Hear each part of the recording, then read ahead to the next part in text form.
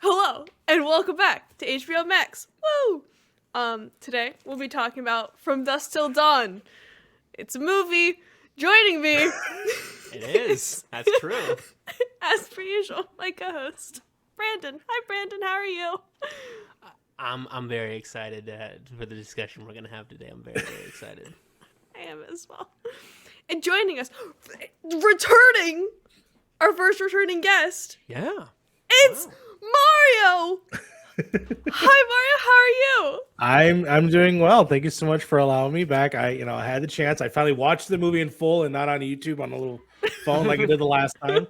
Luckily, it was on HBO Max this time, and we were able to enjoy it. So it's been good. Oh my gosh, welcome back. Very excited to have you. Very excited to hear your thoughts. Oh, Before we get into that, I have some facts. Some facts and figures and facts. All right. Just give some background. All right, this movie released January 17th, 1996. Had a budget of $19 million. Box office of $59.3 million. So made its money back. Did pretty good. very good. It was banned in Ireland on May 1st, 1996 for being, quote, irresponsible and totally gratuitous violence. Okay. All right. Okay. But then it was released in Ireland then in 2004. So it made a comeback. It loosened up. Yeah, apparently. It's 8 years. Tensions were high in Ireland during the 90s. I don't know if you guys are aware. That is true. That is very true. Wow. I did not know that. You know, Ireland. Doing Ireland things, as you do. In 2001, there was a video game released. What? Yes, there was not a lot on the Wikipedia page, but I was apparently surprised about that. The Wikipedia page for this is super light. it is. Really? Yeah. Yeah. I expected, like, we're going to talk about some stuff with this movie in a bit, but I was expecting, like, there to be a full list of, like, a bunch of stuff. There was not. No, there's not. It's weird. It is. I might spend, like, an hour just editing this Wikipedia page. We'll get through it. Start adding things. Right? Yeah. Wait, we have to. There's nothing. Yes. But yeah, the video game follows Seth. He goes to prison again Okay. for the people his brother murdered. And then the vampires infiltrate the prison and he has to fight his way out. And that is the video game. Good idea. Great. Sounds awesome. I want that sequel. That sounds great. And speaking of sequels, there were 2 direct-to-video sequels. I know they exist. I've just not seen them. I've seen them. Oh, you have seen them. Oh, I wow. saw Okay. the second one was really, really bad. I remember Okay. like, just super not enjoying it. The third one's actually the third one is a prequel. It's a Western. Okay. And I remember it being pretty fun. All right. I think one of them stars with Terminator, right? Yeah, I think so. The liquid one? Never mind. We'll talk about that later. Robert Patrick. Yes. And the only person they reviewed poorly, and Danny Trejo is the only person to appear in all 3 of the From Dusk Till Dawn movies. Okay. All right. There we go. And then there was also a TV show. Yes, I do know this. They ran 2014 to 16, 30 episodes.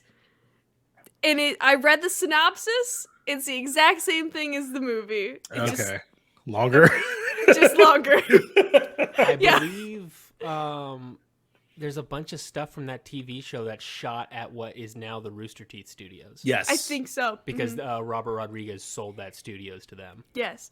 Which, on that note, I recognized the movie name, but I could not tell you where I had heard it. And then Robert Rodriguez, I saw his name come across, and I was like, Rooster Teeth. All right. I know the name. I don't know anything about it, because trust me, I did not know anything about this movie. I love that you gave me a choice to Yeah. pick again, and I was like, Actually, this is the real reason why I picked this movie. I was in the recording process to record Pip with everybody, and somehow, some way, Till Dusk Till Dawn get mentioned. I'm like, oh man, I love that movie. God, Fee, have you seen this movie? She's like, no.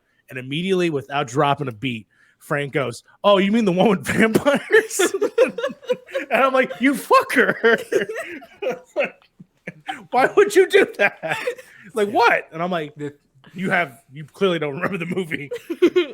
What's very exciting about this episode is that upon request, we asked the guest to pick the movie. Mario picked From Dusk Till Dawn, and then we very obviously is like Makenna definitely hasn't seen this movie. We requested that she not look up anything about the movie before she watched it, and so she got a wonderful surprise. I did. I wish there was a camera on me. I looked at the times too because I was watching the movie. I paused it. I was like, okay, this is before they get to the bar. I'm like, Makenna, you should probably record. And I didn't have time to tell you that. You should probably record that at this moment.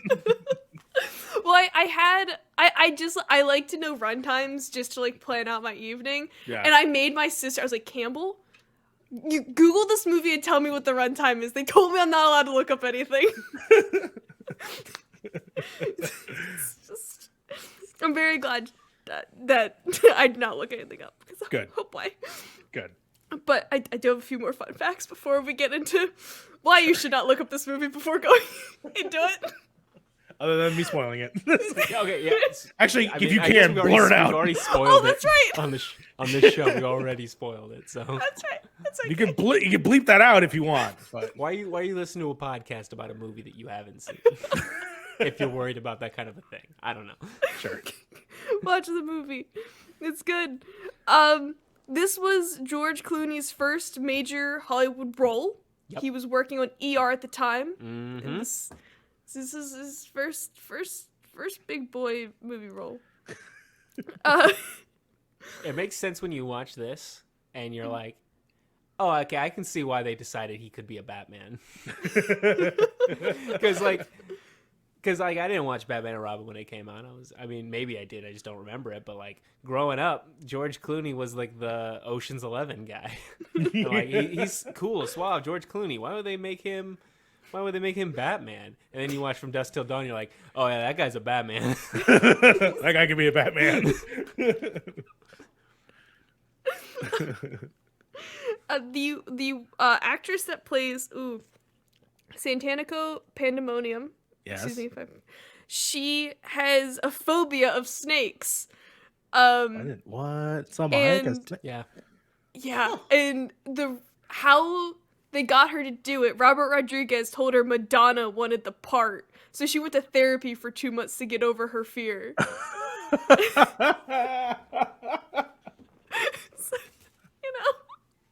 that's how he got it. Perfect. Great. I mean, that's good for her. Like she went to therapy. She she overcame fears. That's good. Yeah, for her craft. Progress. Yeah. Yeah. And she's an Eternal. Yeah. It would have been much worse if they just like didn't talk to her about it and just showed up as like, here's a snake. Like, what? I agreed to the sexy dance. I did not agree to this snake.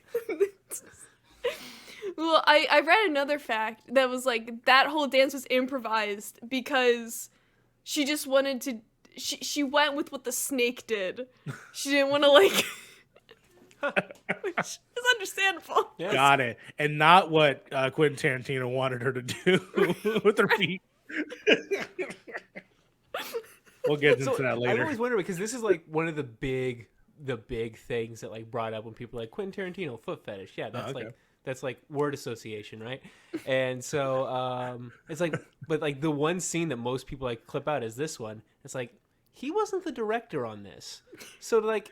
But he did write it. Rodriguez, he did write it. He did write it. Is it in the script? Does it say? And then, because he wasn't initially even supposed to play this part. No. So, like, did Robert Rodriguez realize that Quentin Tarantino had a foot fetish and was like, put your foot in his mouth? Oh, God. Like, how did that happen? God. Speaking of Quentin Tarantino. Good segue.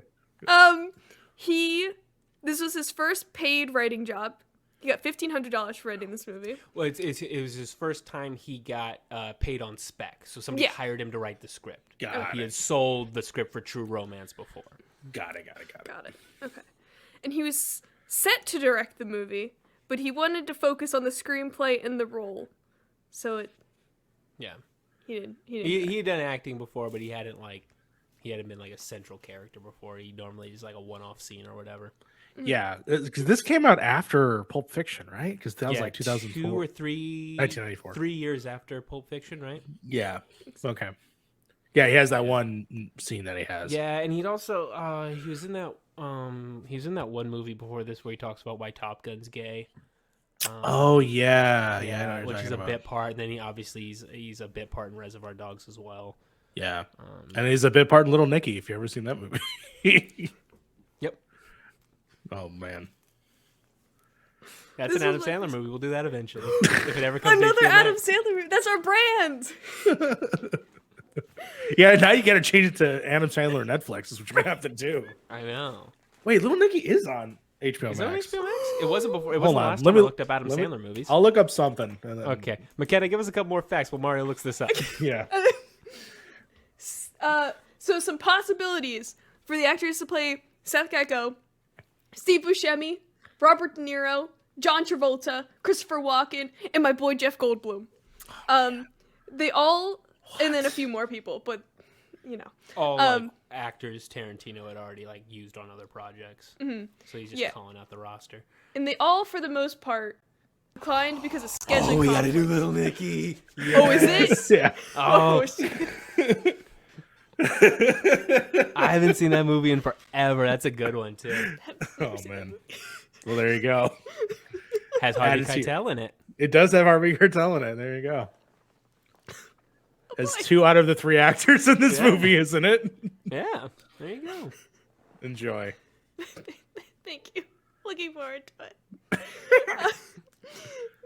All of the possibilities to play Seth, they all turned down for scheduling conflicts, except John Travolta just straight up refused it because he didn't want to do a vampire movie. And he was like, nah. So, yeah. It's too good for vampires. He's got to go do the movie Michael. Is that the angel? Yeah. I always see images of it. I've never seen the movie. I'm always like, the movie is batshit insane.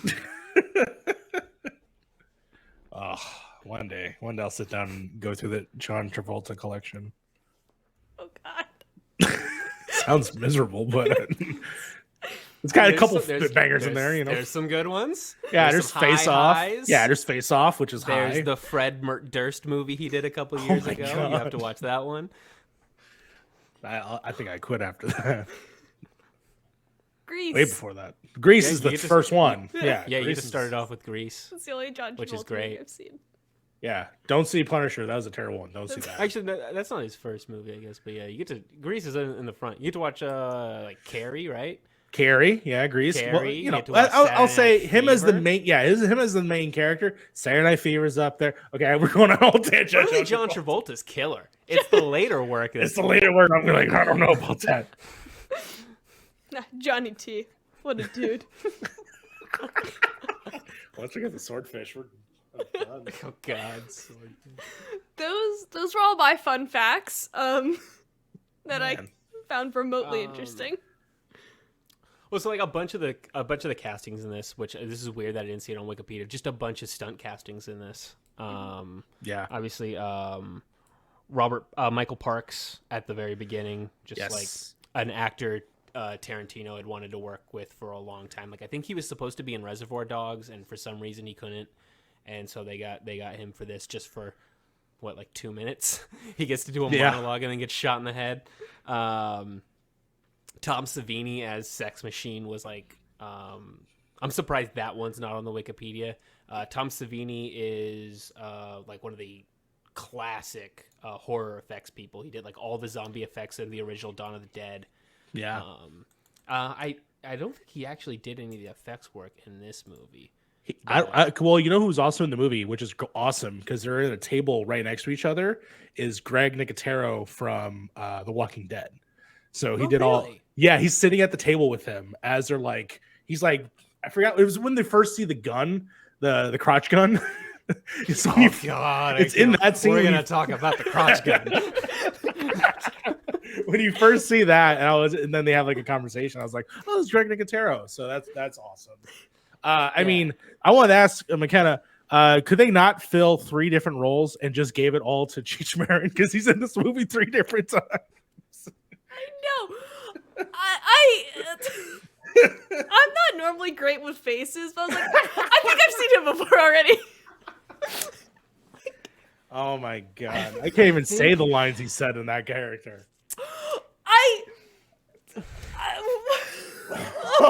So many variations. When I thought it would stop, it would just keep going. Like I never heard so many adjectives in one sentence. Oh. God. Okay. I'm so happy I picked this because there's a lot actually to discuss. Okay. I mean, I have so much to say about this movie if we really get into it. But yeah, just like if you go through the cast list, pretty much everybody is like either like just like a random like Cheech Marin or Danny Trejo, who's like Danny Trejo obviously worked with Robert Rodriguez on like fucking everything. Cheech Marin is like why shouldn't we give this role to Cheech Marin, right? Like who doesn't want to work with Cheech? What were we saying? Hispanic all-star. So that's why he's there. He's a Hispanic all-star. Yeah. Yeah. And then like a bunch of people. Fred Williamson, the Vietnam vet guy who is I mean he's in like a bunch of like blaxploitation adjacent stuff, right? Like he's in the original I think he's in like the original Starsky and Hutch. He was always a character because I've seen this movie for a long time now, and he's the one guy I'm like, he's clearly from something, but I've never seen the thing that he's in. But like he's clearly a presence because he's there. He's got to be there for a reason. Similar in the same way that Tom Savini is like the second. How can I describe them? They're like the cast that shows up in the midway of the movie that is your main cast that you meet for. This movie is so structured in such a fun way that I can't even describe it. It's like it's such a weird idea for a movie, which it is like it's just 2 movies smashed together. Yes. Like normally that's like that's like a thing. Like oh, this is like it's like Jurassic Park meets this or whatever. That's classic way how you pitch a movie, right? But this is like literally it starts off as it's one movie and then it's just like it's a different movie now. Yeah. And I love that it just doesn't telegraph. I mean, there's little hints, like little things, like the music, like has some lyrics that are like teasing darkness and stuff like that. But other than that, well, the big giveaway is the title screen because they're using like the Dawn of the Dead font that like. I didn't even realize. It's not like the exact font, but it's the font. Yeah, I thought that was like they're like. From the guy who brought you Desperado. It's like, here's the Dusk Till Dawn. Well, that's the other fun thing about this movie is you look at it's Quentin Tarantino and Robert Rodriguez collabing. That is like the selling point of the movie. And before this, all they had done is crime films. Yes. Tarantino had written True Romance, which is a fucking awesome movie. And then Reservoir Dogs and Pulp Fiction, crime movies. And then Robert Rodriguez, at this point he had only done El Mariachi and Desperado, right? Yeah, it had to be at this point. So they're just crime movies. You're like, okay, yeah, and like they're launching that like that 90s crime movie thing. And then they're just like, what if we pretend we're doing a crime movie like everybody knows we're gonna do, and then just halfway through it's an exploitation horror movie. And it works as far as I'm concerned, because the reason why it works is because I think you don't really like the movie you're in at the beginning because it's set up so harshly. I mean, I think you start to like Seth regardless, but still, there's a oppressiveness to the other character because you don't know what he's going to do at any time. And when you realize that he actually makes shit up in his head, it's terrifying. And for me watching this time, that was just spooky of just like him having that. And then, but by the time we get to the bar, then it's like, okay, this is a weird setting to be in Mexico. And then just all all shit is just thrown to the side, and you're like, what the hell is happening? You know, oh my god, what's his name? Not Seth, the other one. What's the other's name? Richie. Richie. Yeah, when Richie gets bitten, immediately like, what is happening? It just turns to 11 on a dime. Yes, and it's just. Well, I get you get this sort of prelude into goofiness, right? When they show up at the bar, all of a sudden everything's a heightened reality. Everything's a bit weirder now. Yeah. Most notably is the dick gun. We're just like, what the fuck is that? How's that going to pay off later? I'm watching this gritty crime drama that's like a little bit scary. And then just all out of nowhere, this guy's got a dick gun. Yes, he does. Yeah. The real question is, and I really want to ask Makenna, did you like this movie? It was enjoyable. No, I had a good time with it. Okay, because I would have been like, surprised you hate a movie for like 2 hours. It was a turn, but I liked it. Can you describe to me minute by minute process? All right. When it flipped on you. Okay, let me tell you. Okay. Okay. So like Oh my god, were you taking notes during the movie? Like I was. Oh, even fucking greater. Okay. There is just a blank point where I'm just like trying to process everything that's happening. But so it's like the first few minutes, I got really big Smokey and the Bandit vibes, which I have never seen before. But it was like, oh, it's the sheriff, it's Smokey and the Bandit. Sure, maybe that's how this will go. Yeah. It wasn't.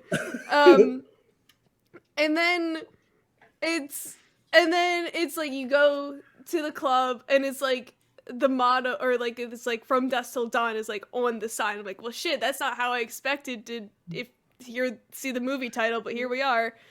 And then I just wrote in all caps, if you can see that, what? Well, I write in all caps to begin with, but it's underlined. There's, yeah. It's just, I said out loud, what the fuck? Multiple times.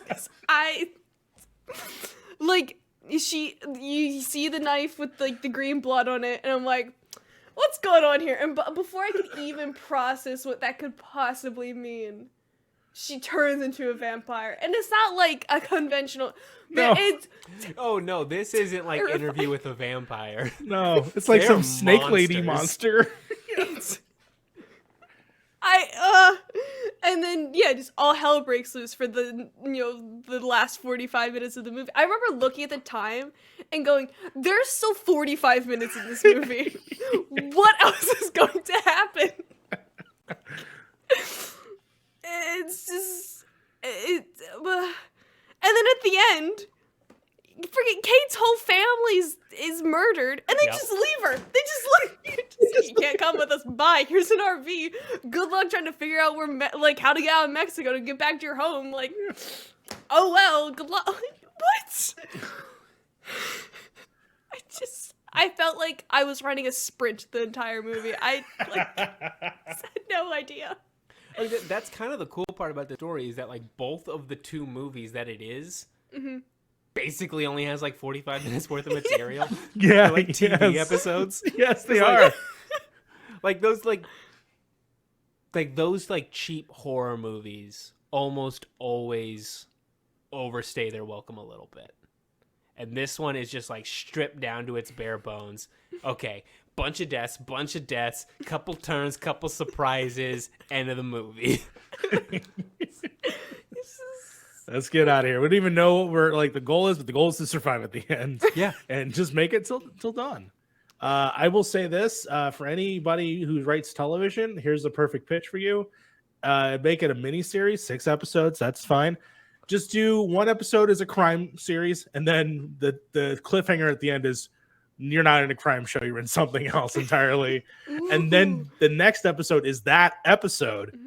But then at the end of that episode, there's it's actually this instead. Oh my god, that'd be amazing. And now it's a sci-fi TV show. It's sort of the WandaVision-esque, just switching to genres going through every episode. I think it'd be great. Cool. Oh my god. I should write that. Gotta get off that. We'll bang out a synopsis in a bit. There you go.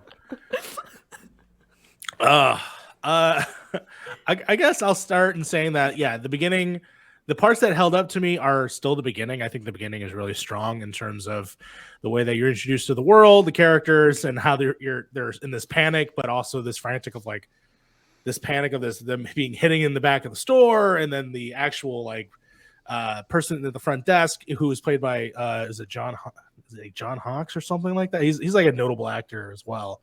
Yeah, he's like a character actor. Yeah, and for him to be there and then him giving, he's like, I'm telling him everything you want. Like, I didn't flinch or whatever it was. It's like, I didn't single anything. Escalation when the sheriff goes to the bathroom and it's like, oh, wait, what? I gasped. Like, I was like, oh my God. They're right there. Turn around. Clooney's here. He's got a neck tattoo. I was like, I think that's George Clooney. I don't know, though. That was the standard George Clooney haircut for a decade. Caesar. Yeah, straight up. He had that in multiple movies, and of course, Batman. Mm-hmm. He kept it. I think the first, not Born, I'm sorry. First Ocean's movie, I think he has it too, or is it when he changes it finally? No, I think that's when he changed it. That's the new era Clooney. Yeah, going forward. I think it's from ER to Batman. He's got Caesar. Yeah. That sounds about right. Also on Roseanne for a little bit, I think. He was on Roseanne? He was on Roseanne. Yeah, he's on like a couple episodes. He was like her boss. Everyone was on Roseanne. I'm figuring out. Like, the head designer of Magic the Gathering wrote multiple episodes of Roseanne. That's everybody was on incredible. Roseanne. Everyone was on Roseanne. That and the Golden Girls. Yep. Yes! Everyone was also on the Golden Girls. I had no idea that Don Cheadle was there. That was crazy. Yeah. Just like everyone's in this movie. Oh my God. But yes. So I love the beginning of the movie. It gets to the part where the hotel is where I'm starting to like, man, it's not what I remember. Like we're crossing some lines here. But once the family is introduced and you get too involved with their story, and I care to make sure that they're okay because I've seen what they can do, and I'm terrified. So I'm very curious, like what the story is going to progress from there. And then, of course, getting to Mexico, and it's like this big elation of like, all right, we did it. It's like they accomplished their goal. Now they just have to wait for their friends who meets at dawn. I guess that's the thing people do. I love the exchange at the end. It's like, wow, you want me to find a place that's open 24/7? You said you wanted to meet in the morning. Yeah, on one of my notes, it was like Carlos should have very conveniently when everything ended. Like, come a little bit sooner, bud. Help out. She's like, hello, anybody there? I'm looking for my friend Seth. Shoot the door. Oh, so good. But yeah, and then of course, once you get to the exploitation part of the movie, it's just a blast, just going forward, all the different things that they do in terms of figuring out the rules of like I love that they know vampire movies, and so they go from there, and it's genuinely exciting, I would say, for the first part. Very curious on like, because the first thing that like majorly happens is they put a table down, and someone just puts a poor stripper vampire on every single table leg. Yeah, like, those are not even sharp. But I love that they were just like, but their bodies are weaker. Like, what? I never heard that. So good. It is when a bunch of the characters just pretend like we kind of know what's going on. Yeah, it's like we assume this works. I do like the montage of them in like the storage room, like getting everything together. That was fun. I love a good montage. I love it. I think he throws the kid, the condoms, and then he turns them into water balloons that they blast. I watched the movie when I was young too, so clearly I thought those were water balloons that they just had back there. No, those are not water balloons. I'm being completely honest that they were water balloons until you just said it. Because I never noticed it until I saw the tip of it. I was like, oh, that's a condom. Okay, that makes more sense. They break pretty easily, I'm not going to lie. I've seen some TikToks. That shit does not break like that. But yeah, and then everyone gets their special weapon, which Seph's weapon makes no sense, but it's like the most Evil Dead, Dead Alive weapon ever, where it's like, Ash gets his chainsaw, Dead Alive gets like a lawnmower, he gets a, a motorized spike that does A this. pneumatic drill, man. Oh, so solid. Yeah. There's a lot. That's only I'm only scratching the surface. There's still like, well, well, okay. Well, what are your thoughts on the characters? I'm very curious, like especially all the secondary characters that show up in the later half. Okay. Let's see. Sex Machine should have used his crotch gun a bit more than he did. I agree. It's introduced but not really used. Like if you're gonna do something with it, at least whatever. I digress. Just, everyone dies. Yeah. Yeah, no, it's like it is a joke that they're introducing this like secondary cast of badasses where it's like, oh, okay, but yeah, like it's just like this random ass family. They're gonna kind of like milquetoast or whatever. But there's all these badasses at the bar, and that's what the movie's gonna be now. Nope, they're all dead. Yep. No. It's a bait and switch. They turn into monsters that you have to fight. Right. Also, okay. No, maybe I just wasn't paying attention, and I was. I think I know don't what know. you're gonna bring up. I think I know what you're gonna bring up, but go for it. The rate at which they turn. Yeah, I have no idea when that happens. Like, It was either instant or took forever. It was one or the other. because it was like Sex Machine and Jacob essentially had like they each had like a little bit of. Yeah. But like Sex Machine was almost instant, and then Jacob's like, I think I got an hour. It's just like make up your mind. Make up your mind on the rules. Well, even so, okay. So Sex Machine gets scratched. It's prolonged for a little bit, and then he starts changing a little bit, and then you see him crawl up. Yeah. Which is such a Buffy the Vampire Slayer movie thing to do. Just like, and then take a bite out of the other guy, and then he instantly turns. Yeah.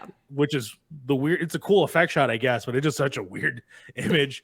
And then the father gets bit, but then has like a whole extended scene of him getting into the room. Right.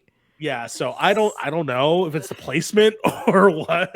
Like, if you get scratched on the hand, it takes longer, but you get bit in the neck, it's faster. That's definitely something that was just like, all right, what is the rules here? And where are we? But at this point, I'm like, I'm having fun. There's a condom. That's the thing is that it's not.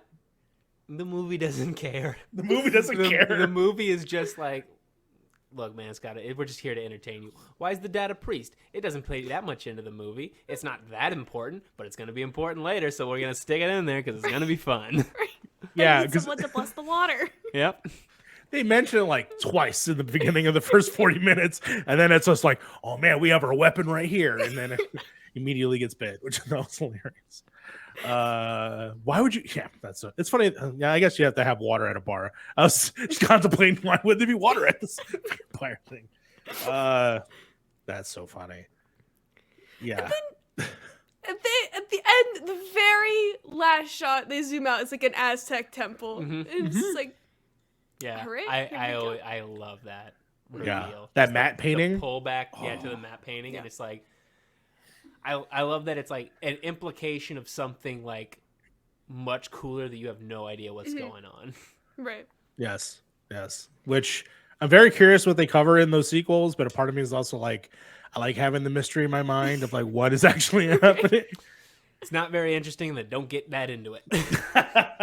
Even better. Just apparently the TV show was allegedly supposed to expand on like that bit, the Aztec bit. Yeah. But the L-Rate network couldn't afford it, so couldn't find a synopsis like other than like a general overview of the 3 seasons, which like I said is like more or less this movie. That I couldn't find anything in depth about anything. So just like, oh, okay, cool. That's funny. Here we go. Yeah, it's weird because other than the straight to DVD sequels, which is funny because I feel like for a cult classic like this, there is those weird like one-offs. Like the other movie I could think of it that's similar to this is one of my favorite horror movies is Tremors. Tremors. Fucking love Tremors is a fucking awesome movie that I want to do a whole review on. But they also have 7 other movies that were straight to DVD that are part of the canon because the same people show up, and so you're just like, I gotta watch Shrieker's Island or whatever the fuck they want to call it. Like, I have seen Tremors 7, almost all of them.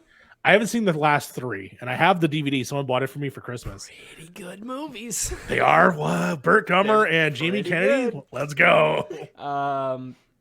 The Jamie Kennedy's the worst part of all those movies. It's very unfortunate that Jamie Kennedy's in any of them. The Western one is probably the worst Tremors movie. Oh, balls. Yeah. But also Napoleon Dynamite's in Tremors. the last one. Yep. Yeah. That's what he's been up to. He's in Tremors standalone movies. Doing Tremors now. Yes. Except I love Tremors. And I don't like Dusk Till Dawn sequels. I haven't seen them yet. But yeah, but as it being the sort of insular thing that I enjoy and think about every now and then. But yeah, there's some stuff in here that I'm still like, wow, I can't believe that they actually pulled that off or did that. One of my favorite jokes, of course, is the band. The band is the best. When they turn into monsters and they're playing human Yeah. guitars. I love it. I was like, this movie knows exactly what it's doing, and I appreciate it. Yes, it does. It goes there. Do they die at the end? They just disappear. I assume they're in the. They leave. They go away. I think they're blowing up is what I always took it as. Yeah, but I'm like, why? Are they teleporting?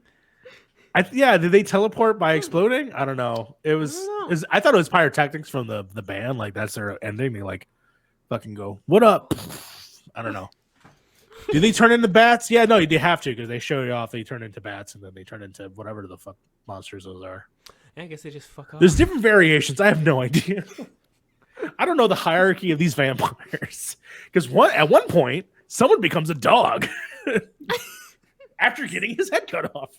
So I don't know. No idea.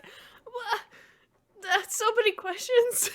Just not enough answers. No. And I don't want those answers. I'm cool where they are. Oh, that's so good. Brandon, what were give us some of your thoughts? Okay. So I didn't rewatch the movie to do this podcast. Instead, I rewatched the documentary about the making of the movie Full Tilt Boogie. Ooh, I didn't know that was. Ooh, okay. This Mario mentioning this movie, bringing it in, took me back to a different time in my life where all I did was watch movies all the time. And I wonder if Mario can relate to this, but like before the internet really took off and everybody was on the internet all the time, we all had smartphones and stuff. It was occasionally you would find a movie like From Dusk Till Dawn that like none of your friends had seen or anything like that, and you would be like, oh yeah, I've seen some Quentin Tarantino movies, I like this one. And one of your older friends would be like, did you know he wrote this weird vampire movie? And then you watch it and you're like, fuck yeah. And then it's just like, it's a movie that's like weirdly precious to you just because like nobody knows about this movie, nobody's seen this movie. That's what this was for me. And because I didn't watch the movie first, I watched Full Tilt Boogie, the documentary, first. Because I had just finished like watching like Pulp Fiction and I'd seen Desperado, and I think at this point like Once Upon a Time in Mexico had come out. That movie rules. And it was just like really got me into wanting to watch more movies because most of the documentary is just Tarantino and Robert Rodriguez hanging out and talking about movies and shit, and just like that's awesome. The process of making this movie and the inspirations and stuff. And so yeah, I went and watched that just to sort of like, because that's what I think of when I think of this movie, is that this is a weird thing where it's just like, here's these cool directors from this time. And like, this was when Tarantino was still making like vaguely kind of trashy films and not like his more like high art, I guess, that he tries to do today. Yeah. It's like no, this movie isn't a 4-hour Western all set in a single room. Like, no, this is fucking vampires and shit. Like, he was still doing like really cool, fun stuff. And I mean, Robert Rodriguez was like, he's directing like fucking Star Wars shit and doing movies with James Cameron. It's like, No, man, do like a mid-budget weird vampire movie. Like that's what I want to see from you guys. I will say the one thing I still do respect with Robert Rodriguez is that he'll still make movies for his kids or do movies with his kids, like mostly green screen shit, but like Lava, what was it, Shark Boy and Lava Girl and all that jazz. Like him doing that. You didn't know he directed that? Yeah. This is the guy who directed Spy Kids, Makenna. What? Yes, all of them. Yep. The guy who made this movie directed Spy Kids. Yes, he did. Oh my god! My mind is blown. God.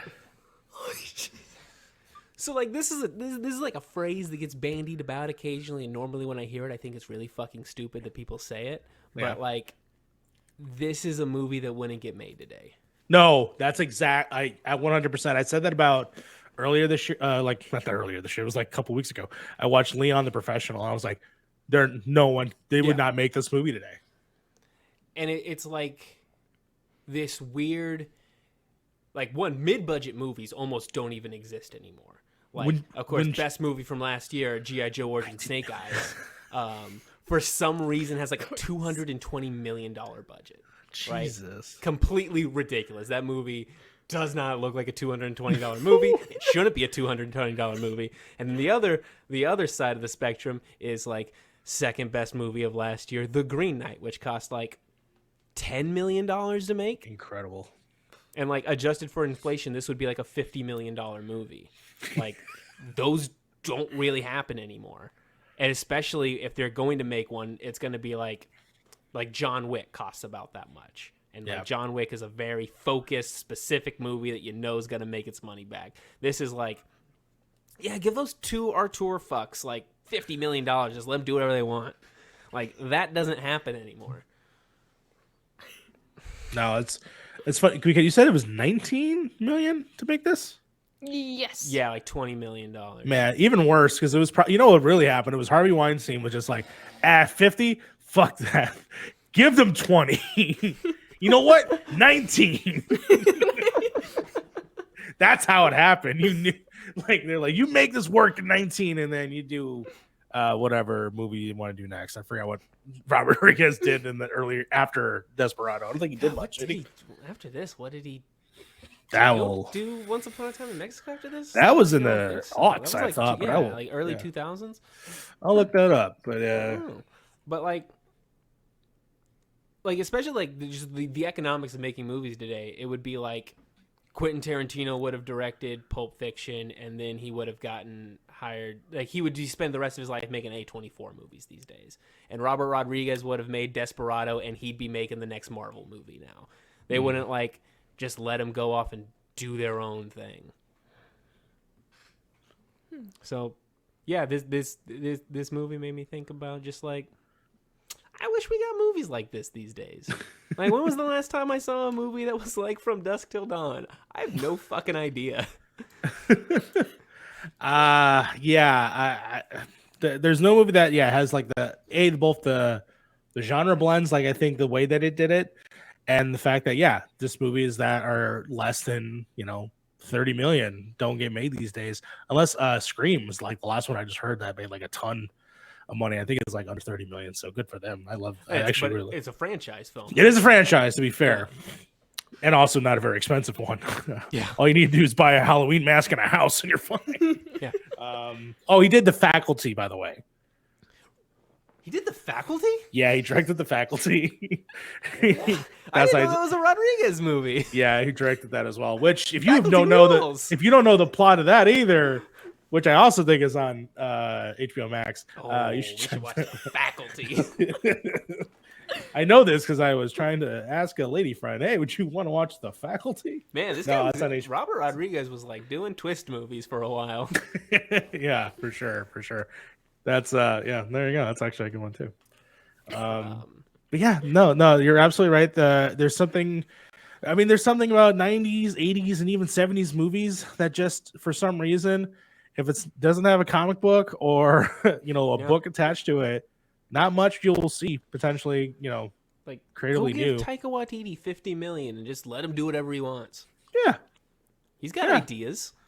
yeah. Hunt for the Wilder Creeper was awesome. I mean, the fact that he changed vampires for me permanently what they do in the shadows, but no, 100%. Let some of these weirdo auteurs make movies again.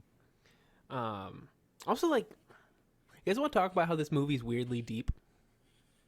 Go for Like, it. some thematic stuff in this movie. Ooh. Go for it. Tell This us about movie the deep does thematic a stuff. really interesting thing about like relative morality, which is like it starts off and like Richie's the worst person you can possibly imagine, and then like George Clooney's like he's like a super bad guy, like he's killing a bunch of people and stuff, but like he loves his brother. Like what's he supposed to do? Like he just loves his brother. It sucks, but like.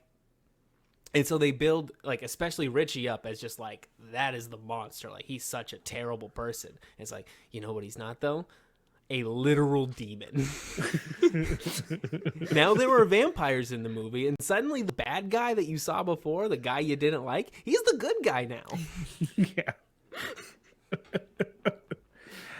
Specifically with Seth, yes, I agree with that. Or you think he's the bad guy, but really, the more that the movie opens up with him, and the more conversations he has with Harvey Keitel, the more that character starts to open up. I see in certain aspects, and ultimately, I feel like everything is a defense of his brother, because the moment he looked into the room and saw what his brother did, in that instance, I felt that okay, he is not on the same level of this other character. And I feel like I could put more trust into him. So when it came to the family, like I felt that they were safe as long as they said everything that he said, you know. But Richie, he's a loose cannon. I cannot tell you, because then, you know, the way that they slowly introduced it by the clerk saying, him saying like he gave him the signal, to then him literally imagining Juliette Lewis say something fucking weird. Yeah. I was just like, oh, he's making that shit up. And so he believes it so much that, okay. So, yes. But yeah, he's still totally terrifying. But you're absolutely right. The moment that, like, the vampire shows up and then Richie's dying, a part of me is like, oh, no, you're dying. But then another part of me is like, oh, you're dying. Sorry. You're kind of a shit person. But I also feel bad for Seth because it's his brother. It's a dilemma that I'm not expecting. It's one of those, like, with Tarantino's writing, you either like it or you don't. It's just, that's kind of how it is. But like some of the scenes between like George Clooney and Harvey Keitel are just like, that's really good. Like this is just like really good. Like when they first get to the bar and they're doing the tequila shots and stuff. Like that's just a really good scene. And it's weird that scene's in this movie. It's true. 100% true. I do like their discussions about God and losing faith and stuff like that. And except I do love there's like those are vampires or whatever. It's like they're the proof that there's a hell. If there's a hell, there has to be logic. Why not? That makes sense. Hey, holy water apparently works. So, which I think the first instance we see it, if anything, is the cross, right? Her like necklace. Yeah. Mm-hmm. And then they're like, oh, okay. All right. Make a cross like this, and they are scared. Yeah. That was very interesting to me because they were just like, yeah, get a cross. And I was like, what would constitute? Like, does it have to be specific? Yeah. Well, apparently not. It's like we're surrounded by crosses. And I'm like, yeah, okay, that checks out. Yeah, okay. I do love when we going back to the weapons for a second there. I do love that Harvey Keitel's weapon was that badass shotgun and a bat, just like ready to go. So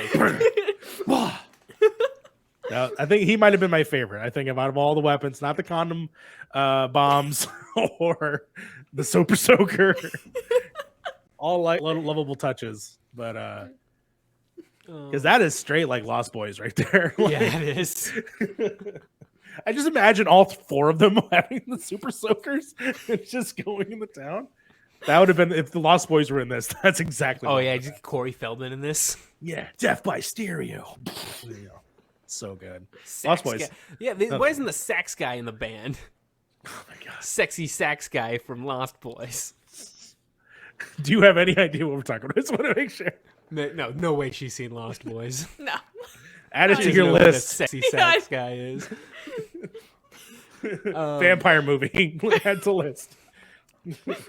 Mario, have you seen Natural Born Killers? I have not, but I have watched the trailer not that long ago, so I'm very aware of it. If you had, I was going to ask you, like, because Natural Born Killers is based on a Tarantino screenplay that Oliver Stone, really? like, Yes. ripped apart. But there's some elements in, like, Richie that I think Tarantino might have, like, repurposed from that original script, because there's a lot of that, like, hyper-violence stuff in there that, like the imagining stuff and stuff like that. Like, it's interesting. Also starring Juliette Lewis as well, right? Yeah, it does. Yeah. No, she was having a moment in the mid-90s. Yeah. And now I guess she's having another moment because of Yellow Jackets. I think she's on that show. Oh, really?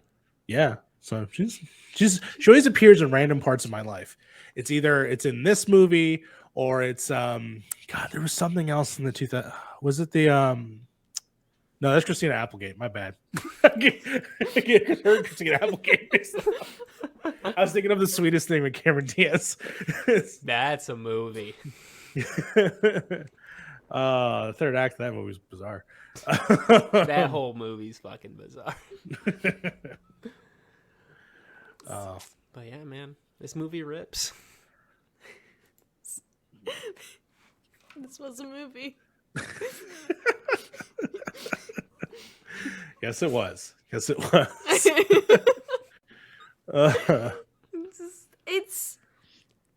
yeah, no. I'm still trying to wrap my head around it. We'll see if that ever happens. Maybe one day. I don't know. It just completely came out of left field, which is what they wanted. But like, well, it's not just that you've never really seen this movie before. This is your first Tarantino film, right, Makenna? This is my first Tarantino. Oh, okay. Yeah, that's one of the reasons this podcast exists, Mario. Makenna's not seen like fucking anything. Nothing. Incredible. You are the perfect human being as far as I'm concerned. Yeah, 9 times out of 10, haven't seen it. It's just... No, that's good. I mean, you're growing your catalog. I mean, you probably have you have a categories list of all the movies you've seen so far? Because you can start a hell of a letterbox right now. You just saw Goodfellas. Oh, okay. Right. I did just see Goodfellas. Oh boy. Yeah. Listen, okay. Not a great second date movie. Maybe it is for some people. Probably not great overall. What's a better second date movie? Goodfellas or From Dusk Till Dawn? It's a fair question. That's a fair question. In the circumstance that I had, From Dusk Till Dawn, because it's a shorter movie. True. Oh. That says a lot without saying too little. Got him. Damn. And there was no third date. There was not. Let me tell you what. Wow. What are we gonna watch next? Oh.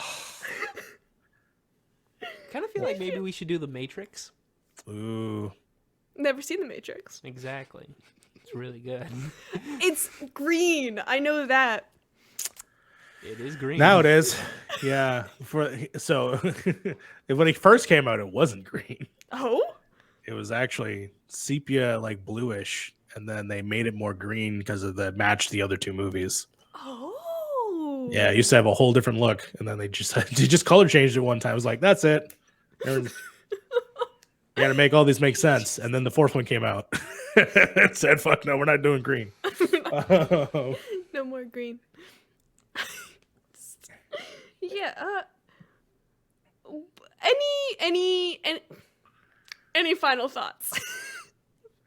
Other than, I mean, this movie is definitely a cherished thing in my heart in terms of like where I grew as a person, because then, yes, I would watch more Robert Rodriguez films later in life. I mean, I remember watching Spy Kids very early on. Mm-hmm. Trust me, we're so close to getting McDonald's and the microwave technology. Oh my god, I was so literally close. just thinking about that. That's all I think the about. McDonald's thing from that movie was just like, oh god, so cool. So cool.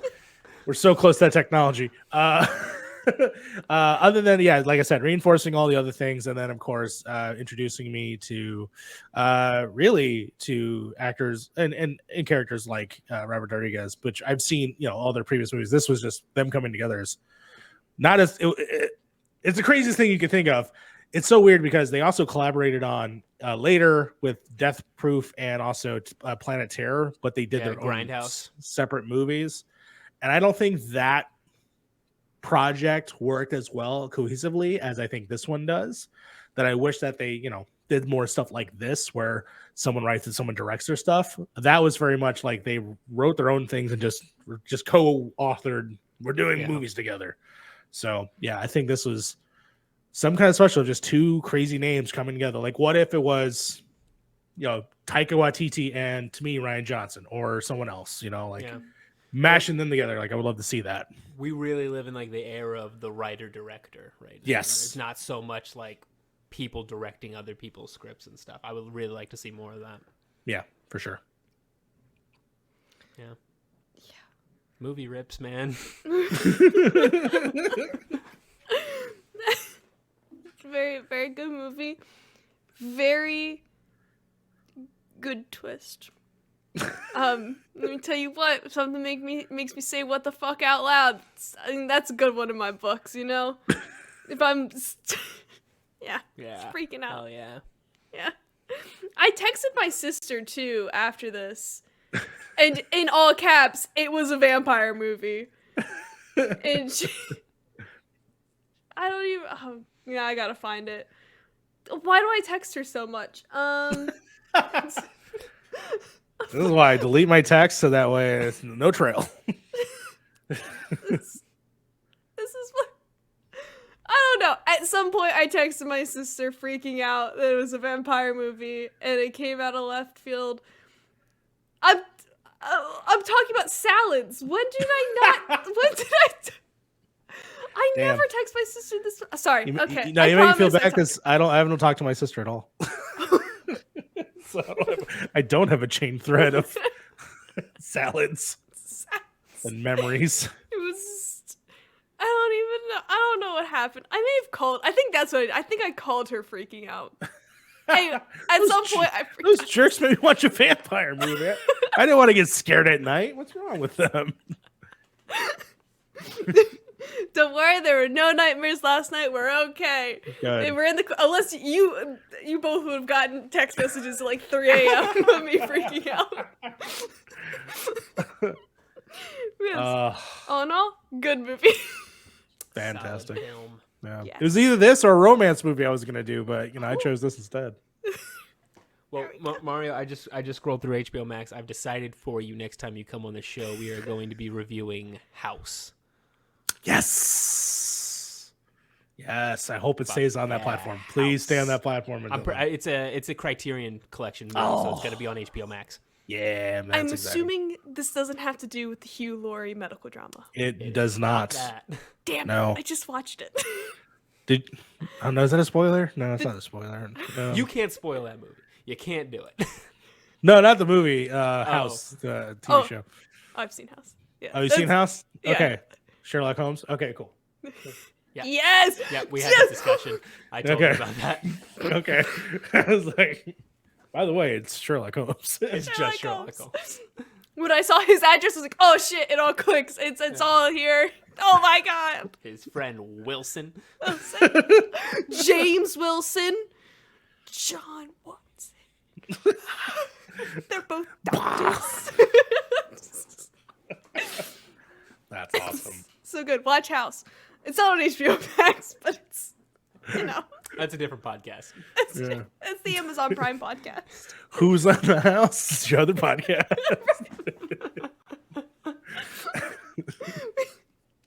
So, Mario, do you pimp your stuff? Where can the people find you?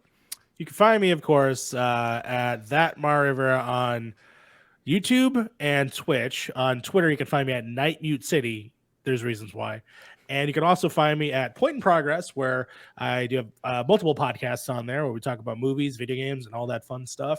We're doing a lot of short stuff, so check us out on TikTok. Point in Progress. All right. 2 thumbs up. Very Thank good. you. Thank you. Brandon, where can the people find you?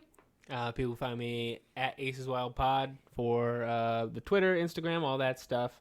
And of course, just aceswildpod.com. Just go to the website. We have a website. Good website. Good website. You can find me on Twitter at PotterPants212. And there's a link in my bio. You can find me all the other places. There's Perfect. a few. There we go. Thank you for watching. Go watch From Dusk Till Dawn. Do it.